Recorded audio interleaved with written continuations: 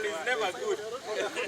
For 7 years, political parties with representation in parliament under the Inter-Party Organization for Dialogue have had engagements on how to open up the political space.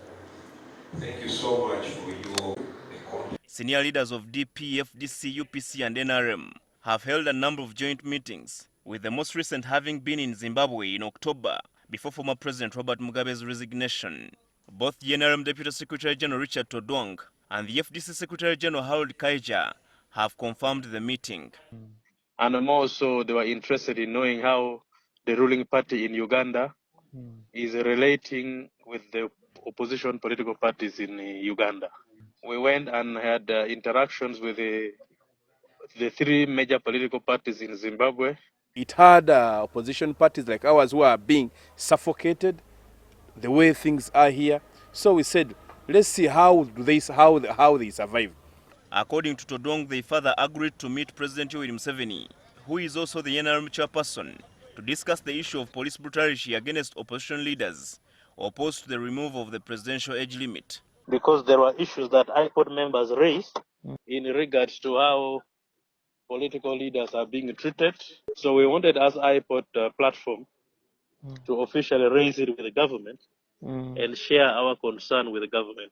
However, Kaija now says FDC will not be party to the meeting with the president, since he is not likely to listen to those against the extension of his 31-year rule. That meeting would be relevant before the passing of this bill.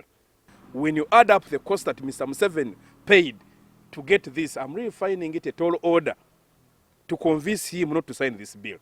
Now with these contradictions, Dr. Kakungulu Mayambala, a lecturer of law from Makerere University, believes NRM has used its financial and political supremacy to suffocate opposition political parties under IPOD. The NRM has taken on a new trend of trying to swallow up the opposition. So even in the IPOD, their major purpose is not to work with the political parties as independent political parties, but to see how to swallow up these political parties and in essence have no political party or political position. But apparently whenever I make a decision, NRM sits with its sake and Mr. Museveni actually at the helm, they say, I don't want that. The NRM has just taken over the leadership for a period of 6 months. And within the period of 6 months, for the first time, we have signed the memorandum of understanding among political parties.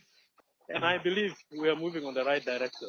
Mayambala also argues that the opposition are using IPOD to bargain for political appointments within NRM instead of strengthening their own parties. The opposition has also to claim its space and remain independent as is required in the multi-party system.